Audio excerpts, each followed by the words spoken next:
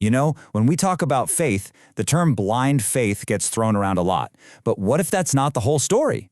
Today, we're diving into a really fascinating argument about the Qur'an. We're going to break down a specific theological view that says the Qur'an doesn't just ask you to believe, it actually aims to prove its case using straight-up logic and reason. And that really gets us to the heart of the matter, doesn't it? Is faith a matter of cold, hard logic, or is it just a leap in the dark? Well, the perspective we're digging into today argues that it's not a leap at all. In fact, it's a conclusion you're supposed to arrive at. Okay, so how do you get to that conclusion? This framework says it's not an either-or kind of deal. Instead, it lays out two parallel paths to finding truth. On one side, you have what's called aql. Think of this as your own intellect, your internal ability to reason things out. And on the other side, there's naql, which is the external guidance, the knowledge that comes from revelation.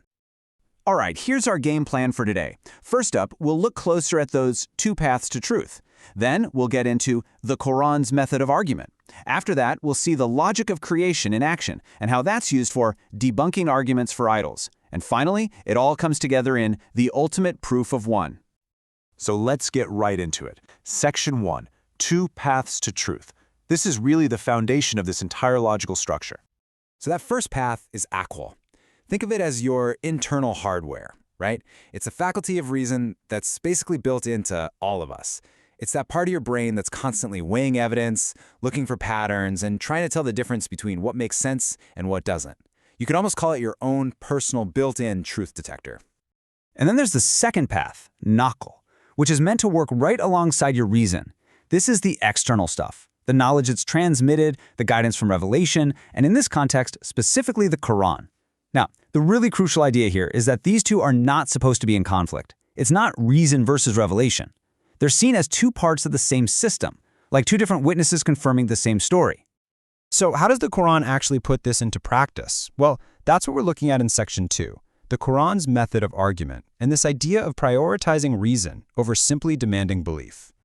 And this brings us to a really important term, burhan. According to this interpretation, coming from the exegesis of Ayatollah Javadi Amoli, the Qur'an isn't just a book of commandments. It doesn't operate on a simple because I said so basis. Instead, it actively presents a burhan, which means a rational, logical proof. The whole idea is, it doesn't try to bypass your intellect. It engages it directly, challenging your aql, your own reason, to look at the evidence and see what conclusion you come to. And this argument is built using a really consistent three-step method. Step 1, challenge the assumptions people already have. Just shake things up a bit. Step 2, point them towards evidence they can see for themselves, right there in the world around them. And Step 3, which is fascinating, is to demand a counterproof. It basically puts the burden of proof back on anyone who disagrees, saying, okay, if you have a better explanation, show me your logical proof. Show me your burhan. Okay, so this leads us right into the core evidence. Section 3, the logic of creation. This is all about finding that proof in the universe itself. A lot of times, the argument kicks off with a question that seems really simple on the surface, but is actually incredibly profound. Take this verse from Surah Ar-Raʿd. It's a direct challenge. It's saying, hey, just stop for a second, look around you.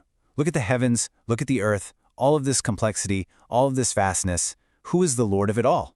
And then, after making you think, it gives the answer it's been building towards, Allah. So what's really happening here is an argument based on observation.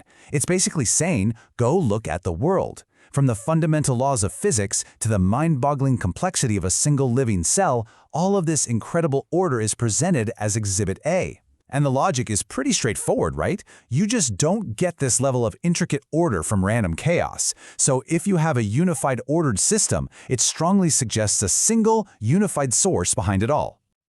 Okay, that makes sense for arguing for a creator. But what about other beliefs? How does this framework deal with, say, polytheism? Well, that's what we're getting into in Section 4, debunking arguments for idols, and it's presented as a purely logical takedown.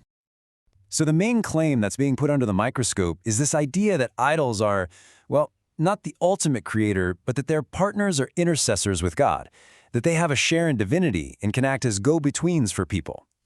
And here comes the rebuttal. And true to the method we just talked about, it doesn't just say, you're wrong. It asks a logical question. It's basically asking, okay, you say they're partners? Fine. Can you show me what they've created? Does their handiwork look anything like the creation all around us? And just like that, boom, the burden of proof is shifted right back onto them. This really breaks down their argument into a few key logical problems. First off, it's a category error, right? How can something that was created, an idol made of wood or stone, be a partner to the uncreated creator? Second, there's the question of power. How can something that has no power of its own, like a statue, possibly grant power to anyone else? Then there's the bigger picture. If you had multiple creators, all with their own wills, wouldn't you expect a chaotic, messy universe, not the orderly, unified cosmos we actually see? So the final conclusion is, these claims just don't have any logical proof to back them up. There's no Burhan. And all of this has been building to a single point, which brings us to our final section, the ultimate proof of one. This is the apex of the whole argument. And here it is. This is where it all comes together. Remember those two paths we started with? Intellect and revelation? This is where they converge. Our own reason, our aql, looks at the universe and logically points to a single necessary being to explain it all. At the same time, the transmitted knowledge, the naql, in this case the Qur'an, explicitly declares that there is a single Lord. The internal proof and the external proof, they point to the exact same thing. They line up perfectly. So the inescapable conclusion, coming from both of these paths, is one. This is the core principle of Tawheed, the absolute, indivisible oneness of God. And the point is, it's not presented as some dogma you just have to accept. It's presented as the logical endpoint of a rational investigation into reality itself. And that leaves us with a final question, one that brings this entire line of reasoning right into our modern world. I mean, think about it. Everything we know from science tells us we live in a universe that runs on a single unified set of laws. From the tiniest quantum particles to the biggest galaxy clusters, it's all the same rulebook. So the question this framework leaves us with is as relevant today as it ever was. If the universe has one set of laws, does that point to a single lawmaker? Something to think about.